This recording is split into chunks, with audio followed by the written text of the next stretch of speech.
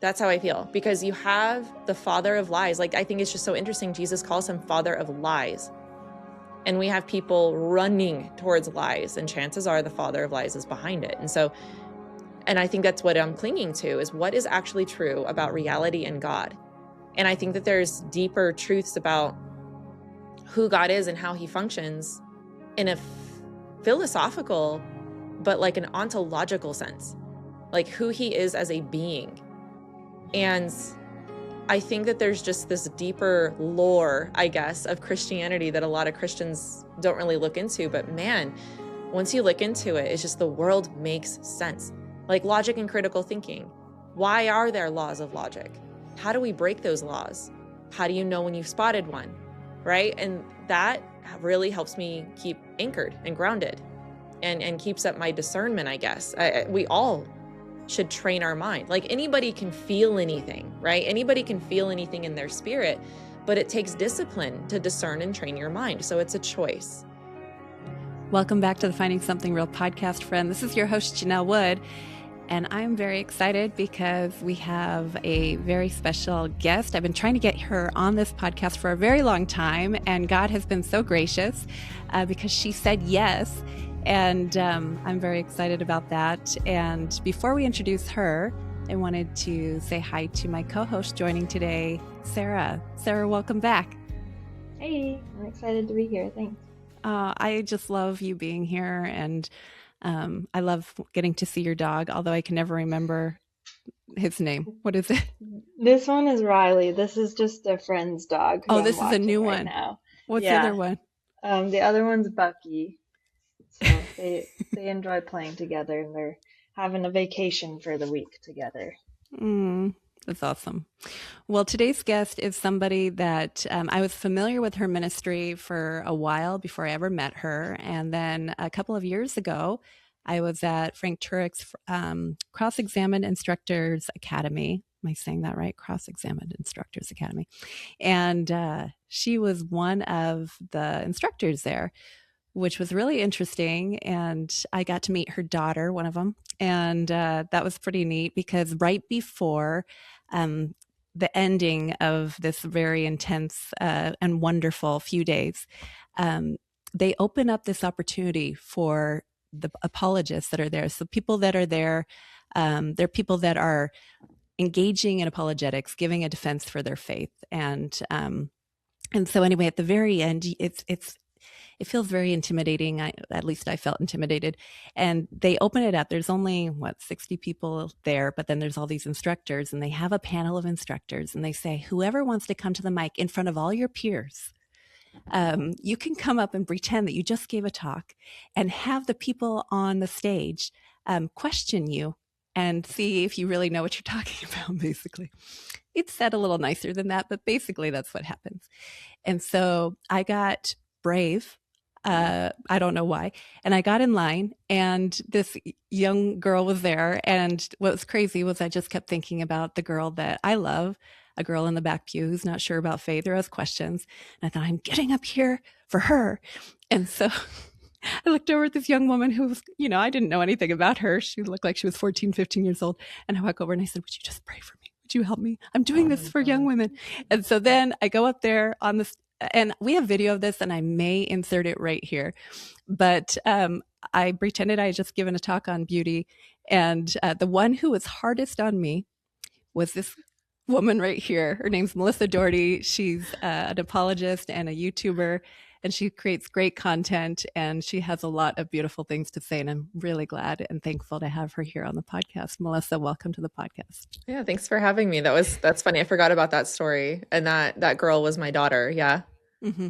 Yeah, that's sweet. Yeah, I remember having some dialogue. I think it was Frank and Greg. They were like, you and Elisa are the meanest. Like, and I think it's because it's not that we try to be mean at all. I think it's that there's this, I want to say like maybe an angst where it's like, okay, we really need to make sure that you can handle this kind of, thing. It's fun. There's an element of it that's just really fun. There's a challenge piece to it, and I loved it, and you guys were awesome. And afterwards, Elisa did come up to me and she said, you were one of my favorites. So that made me feel really good. I thought, okay, well, that's okay. But maybe we'll share that Yeah. clip, because it was kind of a big moment for me to face that fear in front of a room of a lot of strangers and people that you're trying to impress. And I thought, okay, Lord, help me to just walk by faith. Yeah. And Yeah. your daughter really encouraged me in that moment. So Good. it was Yeah. awesome. It's funny. She's going to be 16 this year. So she had to have been younger, of course, Yeah. but she's always looked older. She's taller than me and everything. So Yeah. that's Yeah. fine. You'll have to pass that story along. So Melissa, Mm. tell us a little bit about you and your ministry. Yeah, sure. So most people might know me from YouTube. I am also an author. I got into ministry in around 2011 to Jehovah's Witnesses and Mormons, learned a lot about cults. And that's just, I call it my first love in ministry.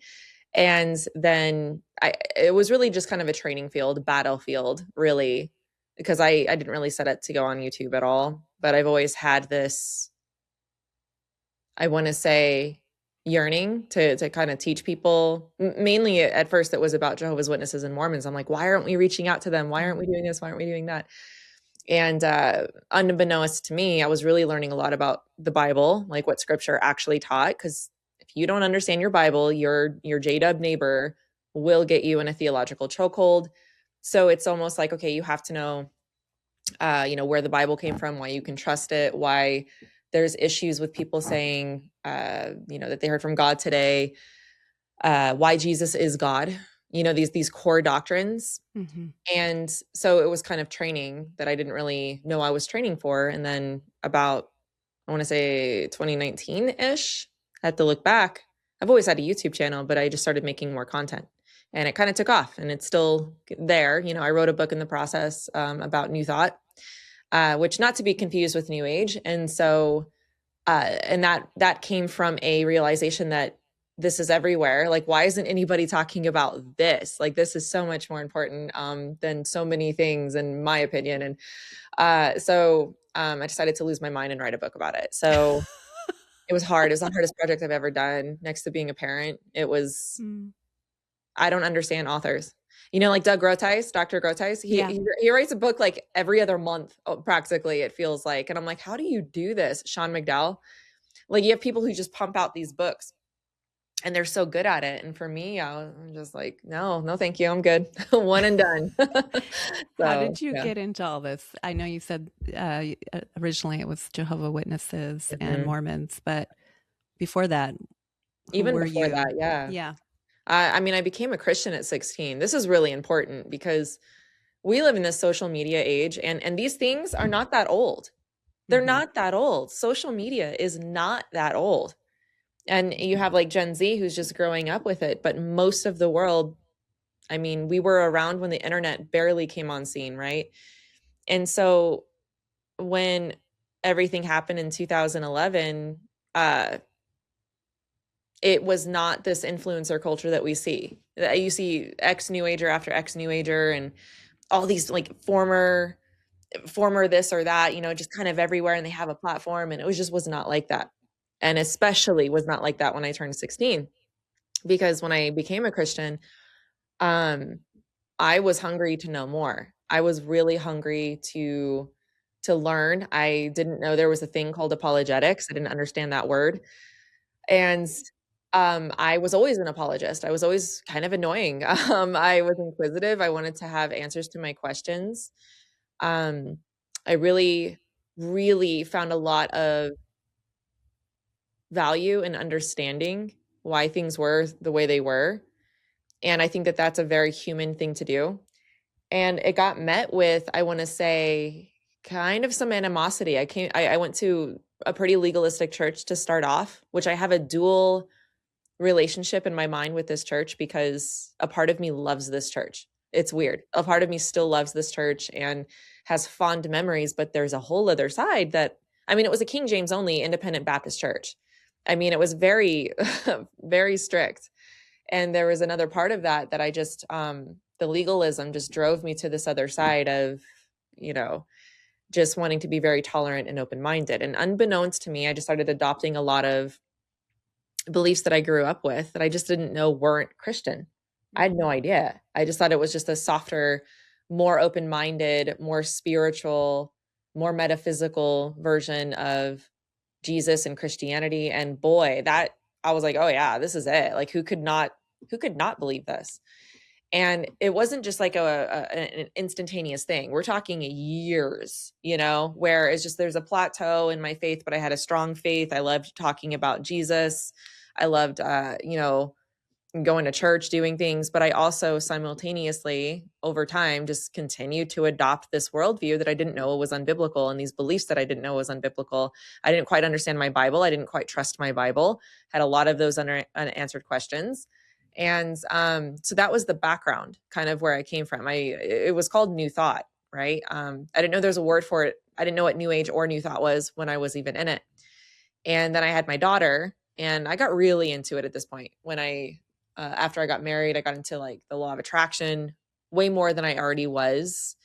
I started really digging into more metaphysical spiritualities, and I would say became quite progressive. I would have said I was pretty much postmodern. I had a pretty progressive stance. I also brought in a lot of these other, like Christ consciousness, affirmations, law of attraction, visualization, your thoughts are things, speaking things into existence, frequencies, vibrations, all these things. Okay.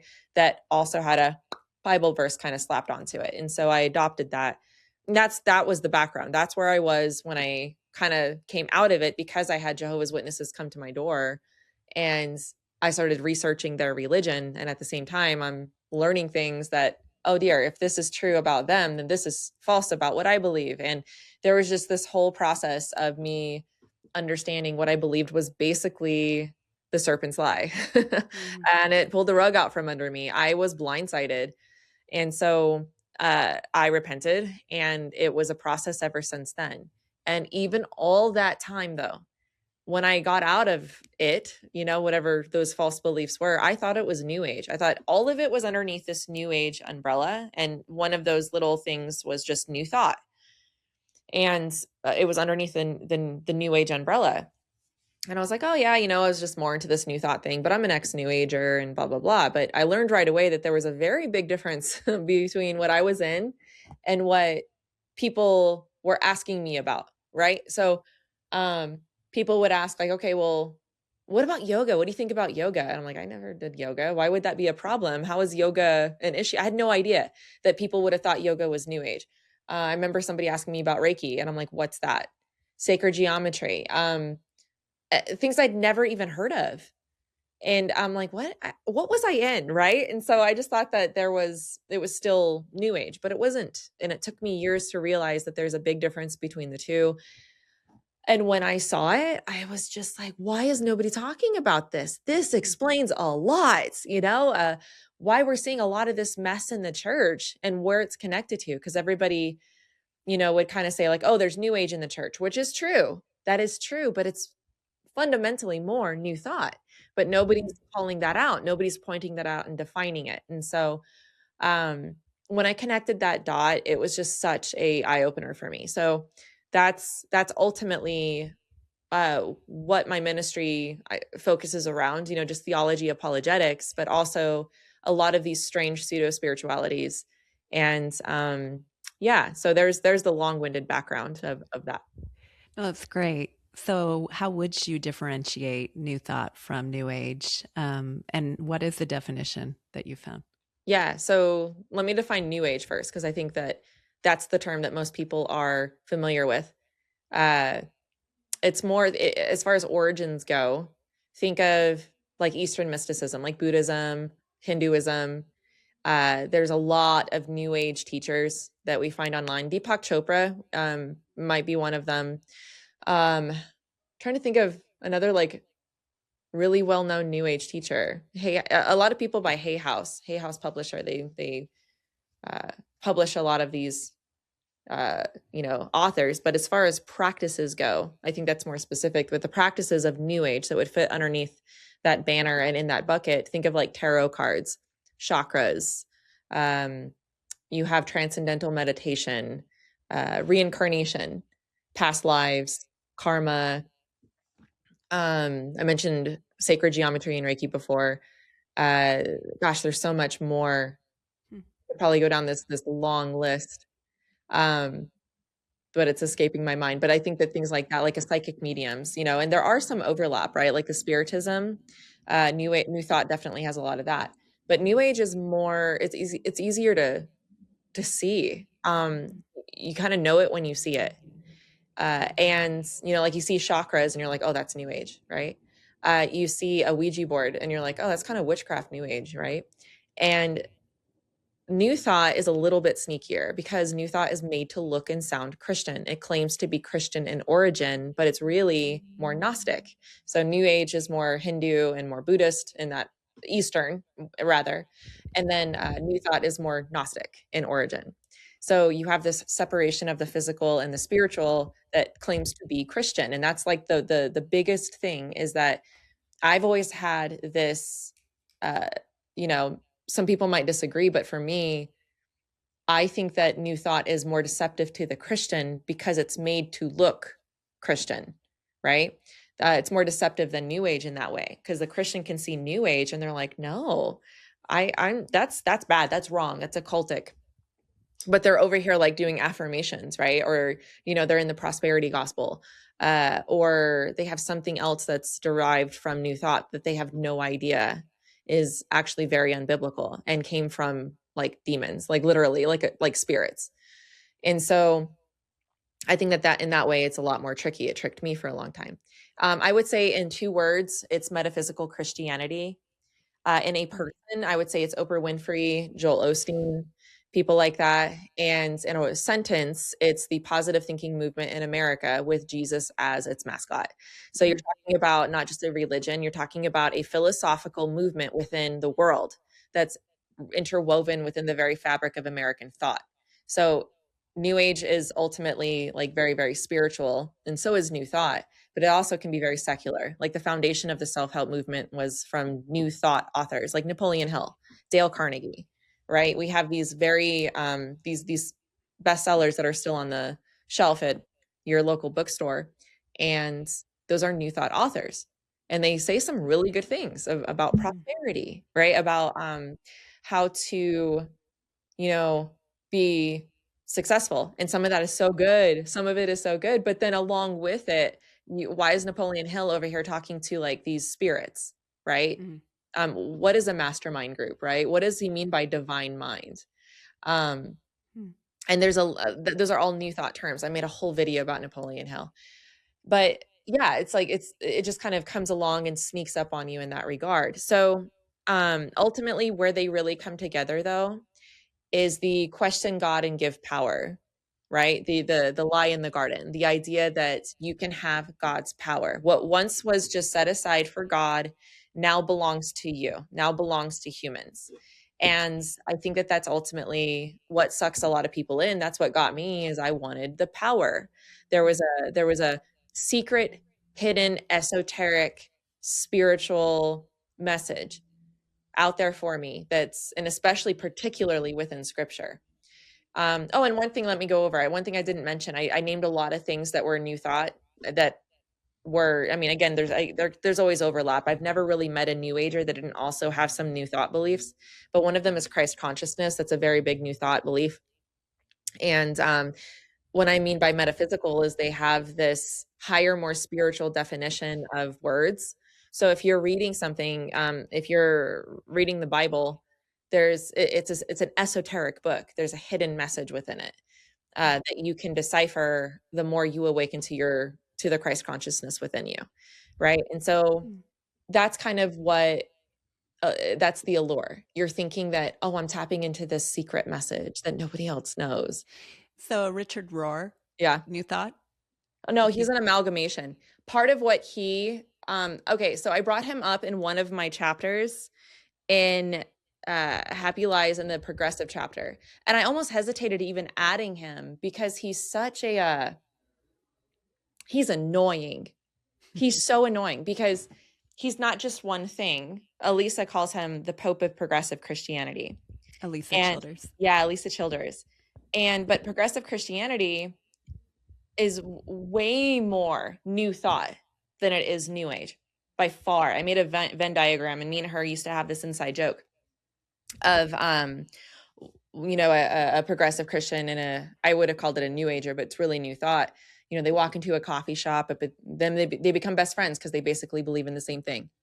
And my question always was, well, why? Why is that? Why do progressive Christians do Christ consciousness? Right? Why do progressive Christians tend to have this metaphysical view of scripture? Where does this come from, right? And a lot of it is mysticism, right? Like there's just this experiential version of God. Like God is whoever I experience, which of course can be very dangerous. But he would probably, if I were to put him underneath a banner, it would be perennial wisdom, which is basically this idea that underneath every belief system, every religion, it's this ultimate truth or reality. So basically all religions and faiths believe in the same thing, just in their own different ways, which is slightly different than religious pluralism. So he's more perennial, but he's also like Catholic, and he's also saying he's a Christian, and he's also saying, he's also progressive. He's many different things. And so ultimately, because he's progressive, of course, he's going to have some new thought beliefs, but he's not I cannot overgeneralize and say, oh, he's new thought. He's definitely more perennial and progressive in that regard. Okay, I'm going to ask another one that's kind of a hot topic, and I may offend some of my friends by asking about this, but it's the Enneagram. Oh yeah. The Enneagram. I think if people understood, so there's something called the genetic fallacy. And the genetic fallacy is, because this has questionable origins, then it's not true. And I would say that doesn't apply here, because it's not just questionable origins, and it's not true. So there's a whole thing with the genetic fallacy. When you have had a belief system come from familiar spirits, like demonic spirits, as a Christian, that should give you great pause, because the part of the point of a lot of these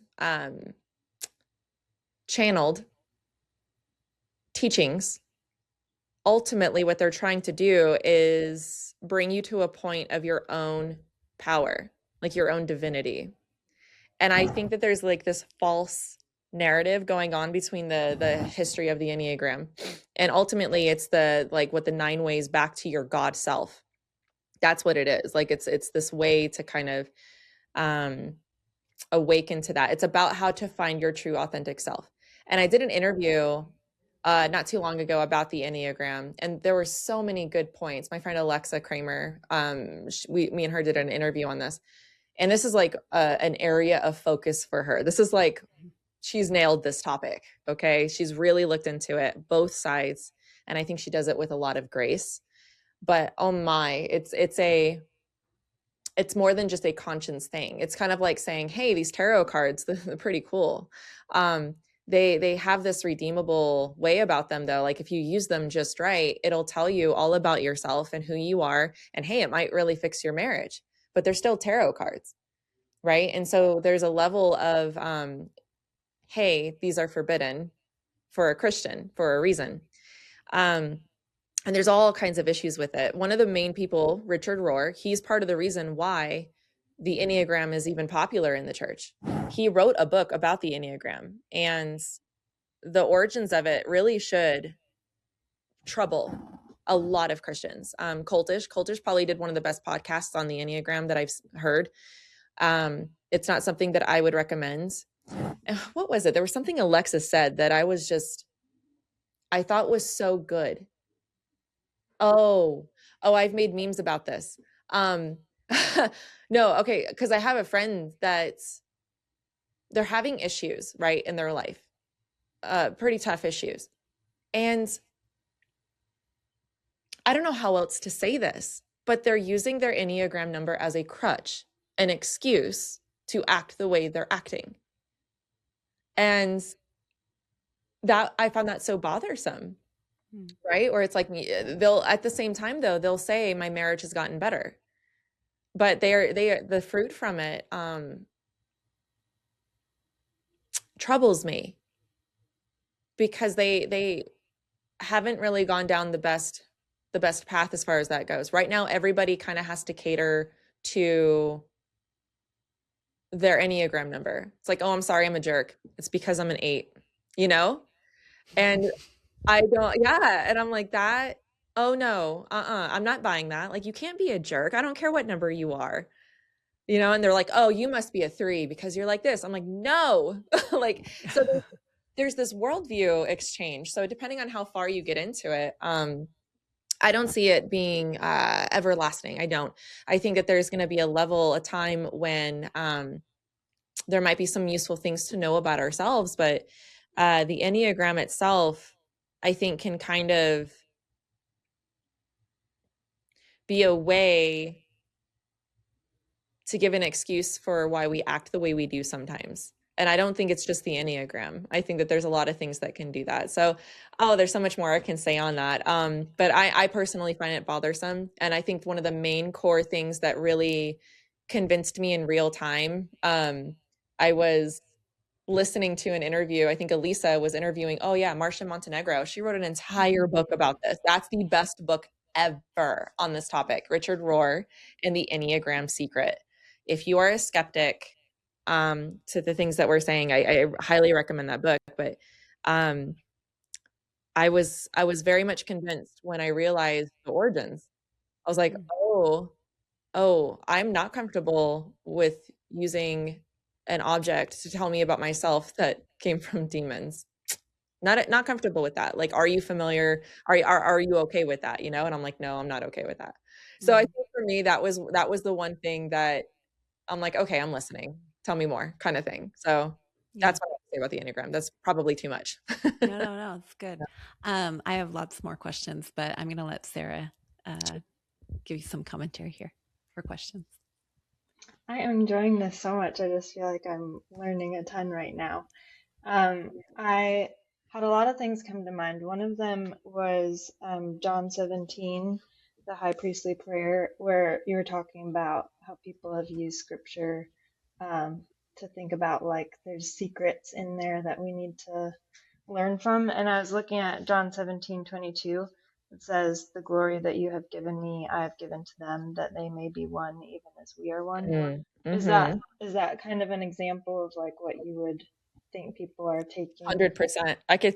Right away, I can see like 4 things on this page that I would have, like, the truth, your word is truth.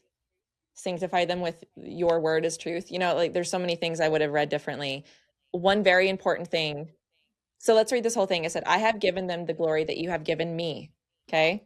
That they may be one as we are one. I and them and you and me, so that they may be brought to complete unity. One of the largest New Thought denominations is called Unity. And I just did a visit to Mile High Church. It's the largest New Thought church in the world. And it's from religious science, which is Centers for Spiritual Learning. And it's from religious science, which is New Thought, right? So they just changed their name. That's another big New Thought denomination, is what I'm trying to say. But they all have this same theme of our goal is oneness, right? And that sounds like a very New Age term, which it kind of is, but they mean it very differently. And one thing that New Age and New Thought have in common, and along with a lot of other these spiritualities, that's just a fancy word for oneness, saying that, oh, you're not actually separate from God. That's an illusion. You are one with God. Your only evil, your only flaw is not realizing that. So once you realize your unity with God, then we all can become one. Like, this is their answer for evil, by the way. So like, if 2 terrorists fly planes into the Twin Towers, well, they don't understand their unique Christ consciousness. They're not conscious to the Christ within them. They are ignorant to it. They're ignorant to their inner divinity. So that's how I would have read that. That's the goal. That's the gospel, to bring everybody within unity. And so Christians have a very different Or no, we have a different view of duality, right? That we are separate from God. We are not the same as God. We are lower than him. He is higher than us. They don't believe that. In that sense, there's an access that we have. They would say, New Thought especially, that there's their name for God is divine mind. And what that basically means is that you have access to all this superior knowledge. This is why talking to like other spirits is perfectly fine, because all you're doing is accessing that knowledge. All you're doing is accessing spirits who have moved on into this other dimension and other realm, who can give you more knowledge. It's all about the secret knowledge. Okay. Like, it's very Gnostic. So, there's so much more I could say on this. I've made a whole video about this concept that people want to check out if they want to. But yeah, the one book that was probably taken out of context the most in this regard was Matthew. Matthew was very, very much taken out of context. But yeah, there's a lot of verses on here that I would have read in that way. Go ahead, Sarah. Oh, okay. It sounded like you had something to say. I do, but it's okay. I can. Okay. I'm curious how you have gone about identifying the truth, because if you were coming from that mindset and now you're saying you're able to look back on it and say that that is incorrect context, how did you make that transition? I think a lot of it has to do, and I think everybody should do this, on how you interpret reality. If I just made a satire about this, about how Christians feel when LDS say that they're Christians. I watched that one. Yeah. It got passed around. Yeah. So how do you know what a Mormon believes? Right? You have to actually know what a Mormon believes versus what a Christian believes to know, oh, these are not the same thing. These are two different belief systems. A Christian can't be a Mormon, right? So if there's a way to define these two things, you can put them into categories. And then you can take a step back and think of it in terms of worldview. So if a Christian has a particular worldview that defines God in a certain way, Greg Koukl would call this the story of reality. The way that God is interpreted, or not the way that God is interpreted, that Christianity is the way in which we understand the world, the best way in which we understand the world. And so ultimately it's the ability to kind of see, oh, these are not the same thing. So that's why I wrote a book about it, because you can have a Christian who is talking to somebody and maybe they're saying a lot of like nonsense spiritual things, right? But you don't know why it's nonsense. You're like, this doesn't sound right. I can't really quite put this in a bucket of spirituality. It sounds progressive, but it's not. It sounds new agey, but it's not. What is this, right? It's New Thought. And here's why. So here's the history of it. Here's where it came from. Here's what it teaches. Here's where it's at in society. That was a massive project. So for me, a lot of it had to do with doing my research. I went into spaces like Unity spaces, New Age, progressive spaces, did a lot of interviews. A lot of them didn't make it into the book. Called them up. Like I was like a I was like a hound dog, right? I was like sniffing everybody out. I'm like, who will talk to me? Because even though I had come from this and I had tons of New Thought books, there's a responsibility in understanding that position and then presenting it correctly. And I think where the flaw lays with somebody else on the other side is they don't understand what Christians believe. And so I think that's really where it starts out, is just understanding these worldviews, understanding truth and what corresponds to reality, and then using logic and reasoning to sort that out. Like, I guess that's how I view a lot of things, because I genuinely want to understand certain things. And when I do, it helps me take down my defenses.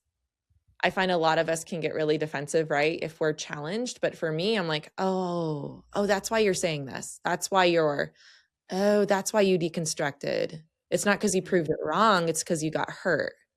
Or, you know what I mean? It's like, it helps me really understand what I believe and why I believe it. Well, I'm curious. You mentioned, and again, lots of friends who hold to this view, so I'm curious. Speaking things into existence. Yeah. Right? If you say something negative, right? Or if you say, like, don't say that, you're speaking it into existence. And have even used scripture, right, to Mm-hmm. try to back up some of that stuff. So my question to you, number one, I'd love for you to like share why that's not scriptural. But secondly,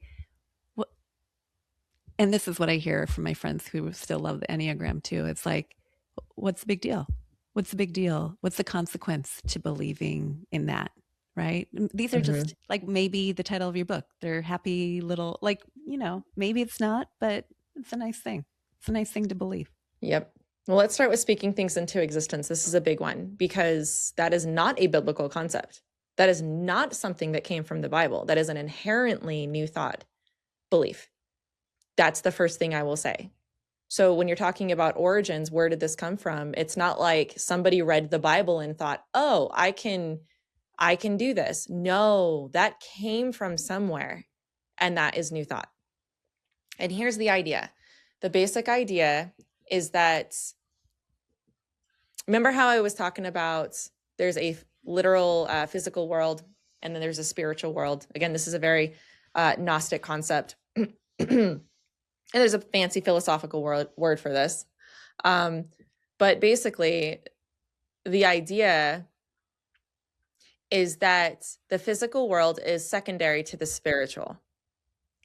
And the real, true reality is spirit. And you can call forth from the spiritual realm into the physical. How do you do that? Through your thoughts, words, and emotions. How you feel is paramount. Your mind holds you back from a spiritual experience with God. It's all about mysticism. All mysticism is having this personal encounter with God, right? Having a personal experience. And so if your mind is getting in the way of your belief, you submit to the belief, to your heart, not the mind, which breaks the first and greatest commandment, by the way. Jesus said to love God with all your heart, soul, and mind. There's a reason for that. It's so you won't be deceived, right? So the idea is that everything's a frequency, everything's a vibration, and the higher vibration you are on means is determinative of what emotion you're feeling. So if you're feeling high emotion, like a positive emotion, let's say love, joy, peace, like these positive thoughts, these happy thoughts, okay, then that is what will be pulled forth from the spiritual realm into the physical. Let's take health, for example. Health is a big one. And it's funny, it's always health, romance, and money. It's never anything virtuous like humility or, you know what I mean? It's always something that brings you power, which I will get to at the end because you're asking what's the big problem. I'll tell you what the big problem is, but I'm getting ahead of myself. So say health, say you're sick and you're sick.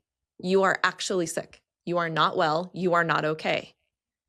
But prosperity, nopey nonsense, right? Pastor nonsense over here is telling you that God always wants you to be healthy. You don't speak that you're sick, you speak that you're well. And God promises, that you will be healed. You have that power and all of that, the health, the prosperity, the little gods, affirmations and declarations, all of them come from new thought. I have a whole chapter about this. Historians know this, like this is not debated. Okay. So you're having this power in your words, and then there's these Bible verses taken out of context thrown in, right? And so what you start doing, get this, check this out. What people start doing is they look in the mirror, they're sick, they have cancer, whatever it is.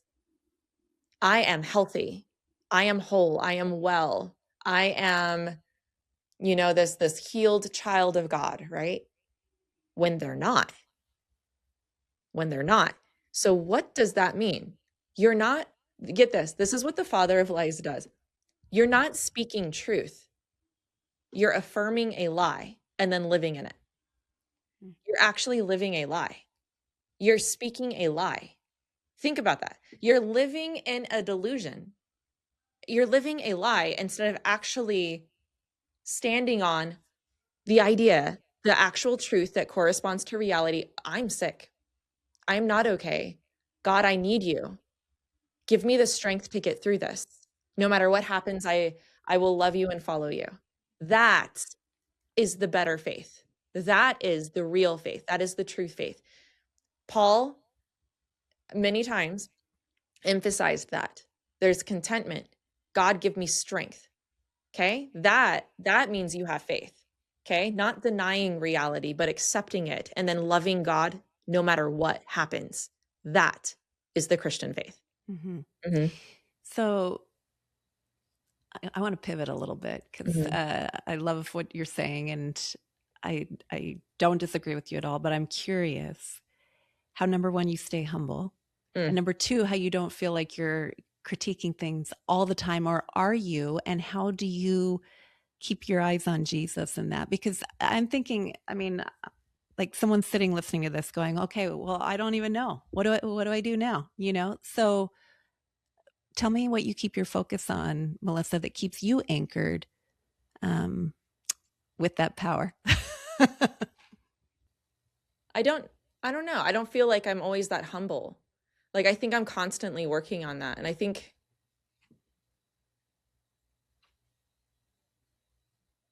it's always a choice. It's always a choice. And I think, you know, that hymn, Come Thou Fount, there's a line in that hymn, you know, prone to wander, Lord. Prone to wander, Lord, I feel it. Prone to leave the God I love. We are all like that. Yeah. It's always a choice. So when it comes down to it, like, why do you believe what you believe? It's because it's true, not because it feels good. I feel like it's so much easier to be a Christian before 2020. This isn't fun. You know, I believe it because it's true. And so, I guess that's really ultimately what it is. It's like, I don't care. I don't care what it costs me. If it's true, it makes me mad to see people come across lies and to see this wave of falling away is really what it is. It's weird because, like, we're in the middle of this falling away, but also in the middle of a revival. And I'm grieved. I guess that's the word. It's just, I'm grieved to see what's happened in the last 7 or 8 months.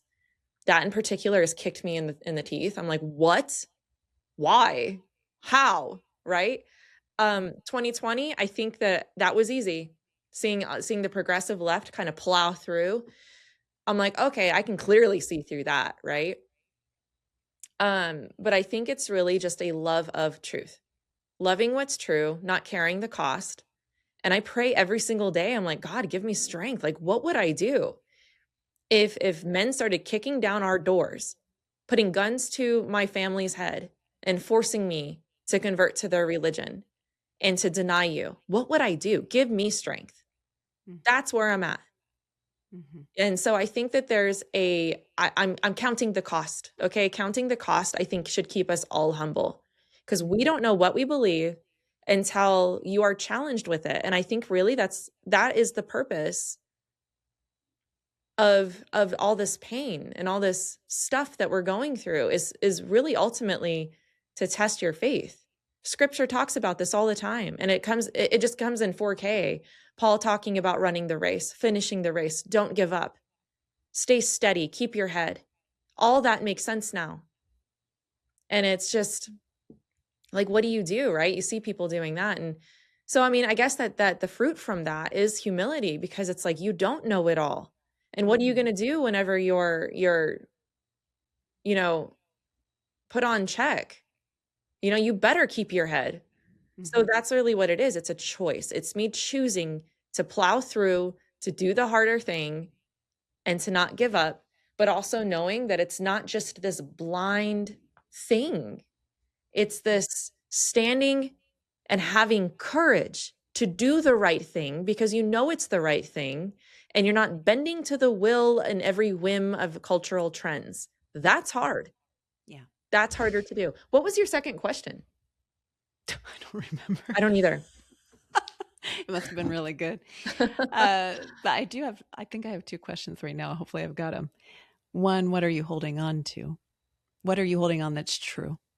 And second of all, how do you, oh gosh, now see, I just lost it. Oh, you mentioned that in the last 7 months, things have gotten worse. What do you mean by that? What do you mean by Yeah. that? So what I'm holding on to is ultimately is what is true.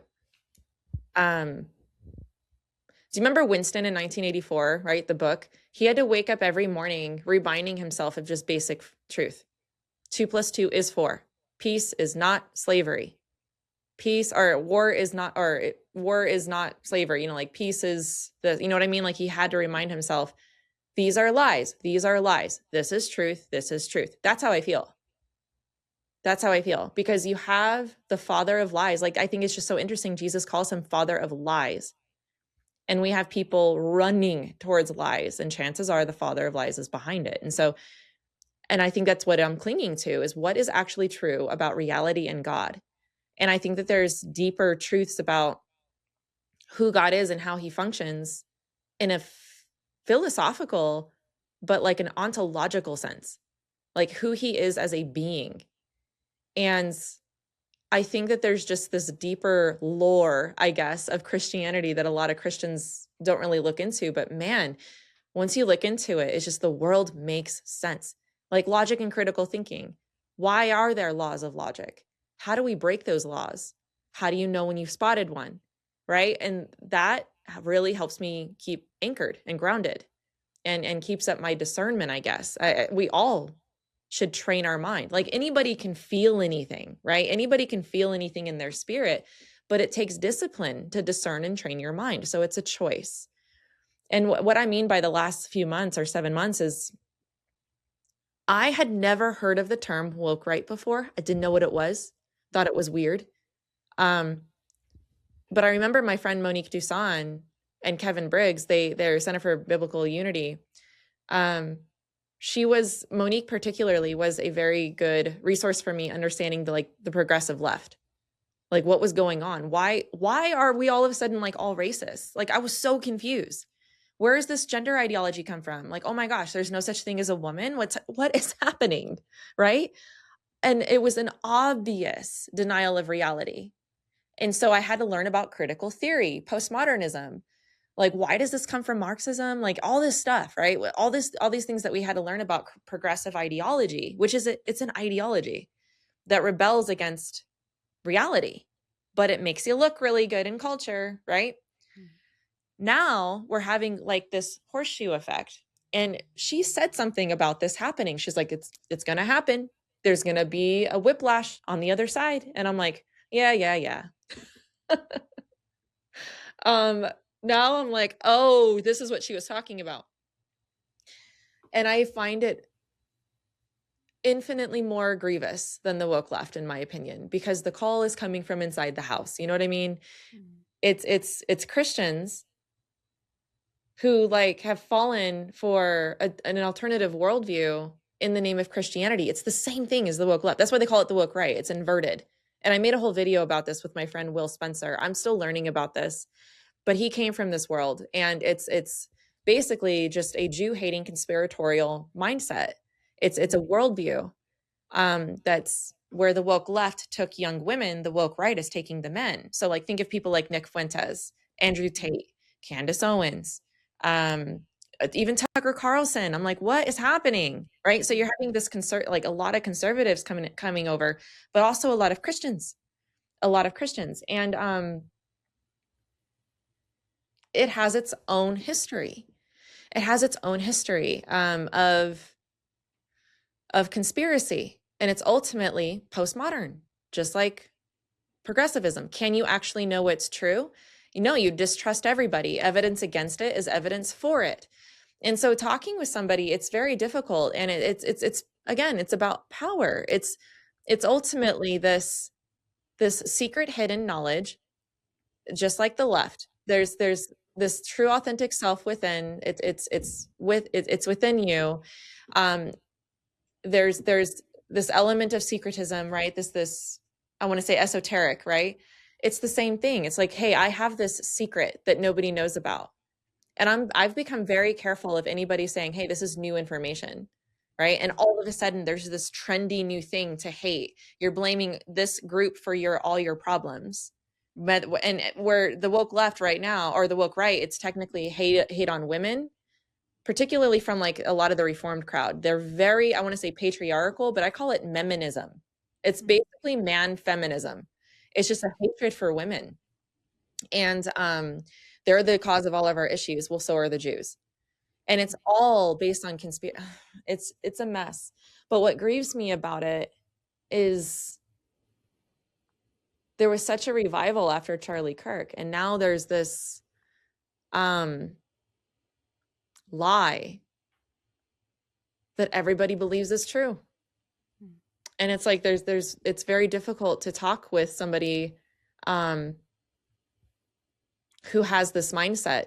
And it grieves me because no matter what evidence you give, no matter what pushback you have, it always defaults back to that ultimate worldview, is that the Jews are responsible for everything that's happened in the world, and then you work back from that. It's confirmation bias. And so it's like, it's not just convincing them with evidence, it's changing a worldview, and that's just very difficult to do.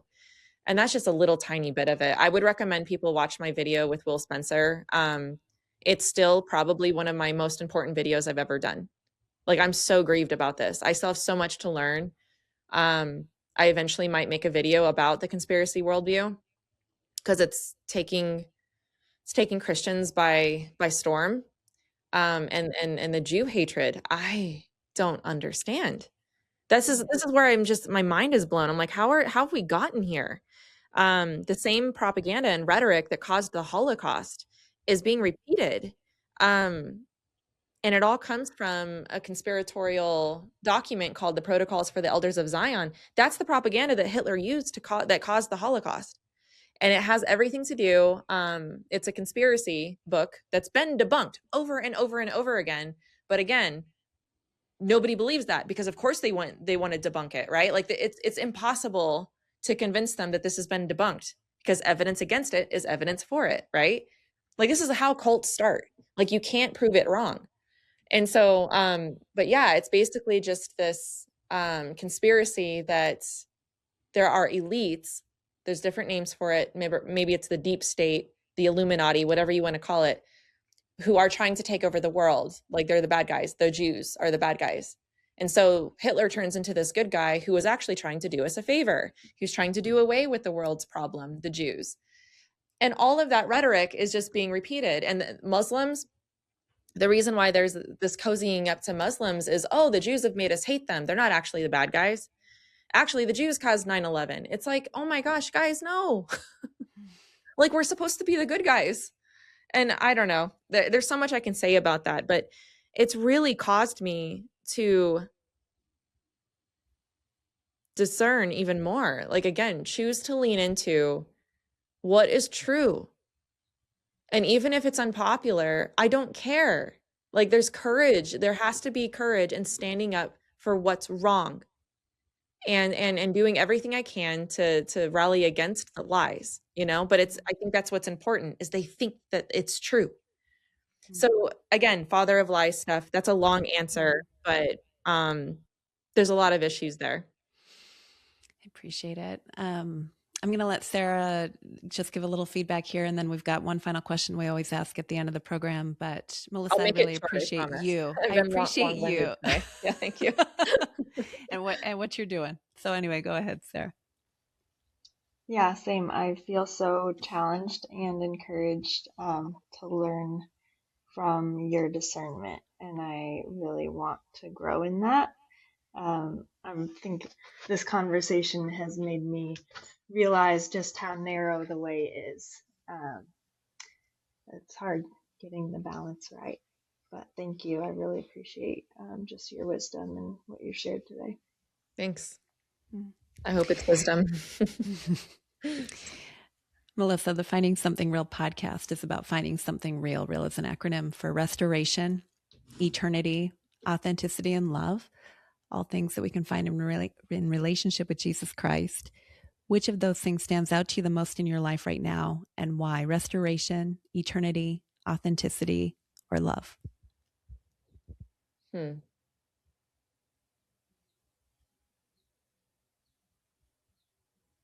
probably say authenticity, but not how maybe some people would interpret it. Like, what is the authentic? What is real?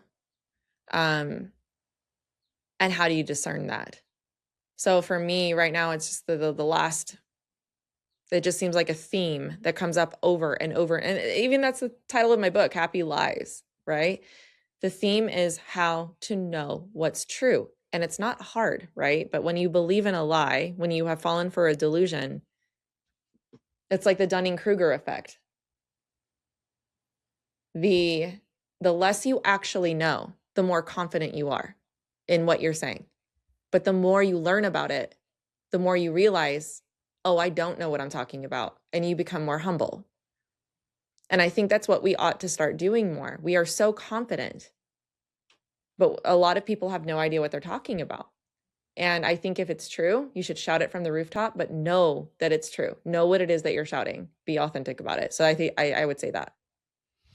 I know we're wrapping up here, but I have to ask you this question. How are you confident in knowing that the gospel is true? Well, let the best argument win. Yeah, I know the gospel is true, not because I feel it, but because there's evidence for it. You don't believe something because you feel it. You believe it because you can't disprove it. And I don't know. It's kind of like that whole prove me wrong thing. I get that. Yeah. I'm like, hey, put up a booth, prove me wrong. It's probably because you're not trying to be a jerk. It's because you've looked at this from every angle and you're like, oh, this is true. Right? So some people who have that attitude. And for me, I mean, the resurrection of Jesus, that's difficult. That's difficult to disprove. And so there's an element of leaning into that and knowing that God is real, the gospel is true, Jesus is who he says he is. And if that is true, with evidence, right? And the explanations for the resurrection in particular are kind of weak, well, then I'm defaulted to that truth that the gospel is true. That's good news, right? That's what it is. It's good news. This is a good thing. And then not to mention how it fits with reality. It is the best way to explain why everything's the way it is. I mean, you can philosophically reason back that there has to be an existent being who can't change, that's holding everything else in existence. Like even Aristotle knew this. He wasn't a Christian, but even Aristotle knew this. There has to be a being of omnipotence, all-knowing, who never came into existence, like is pure existence. The fancy word for it is pure actuality, is what they would call it, the philosophers. And it gives existence to everything else. I mean, that's incredible. And I think that the more that I know about that, about reality and just how the world is, you know certain things. And I think that at the end of the day is what led the martyrs to their deaths. They knew, right? Why people stand firm on certain things. I don't want to be, if heaven forbid, if I'm ever martyred someday, I don't want to believe something in vain. I want to know what it is I'm dying for. And that it's true, not because I just believe it. Anybody can die for what they believe in, but I think that it's what a death, right? If you're dying in vain for a lie. I don't want to die for a lie. So hopefully that makes sense. It does. Highly recommend your YouTube channel. Go check it out. Thank you so much, Melissa. Thank you, Sarah. Until next time.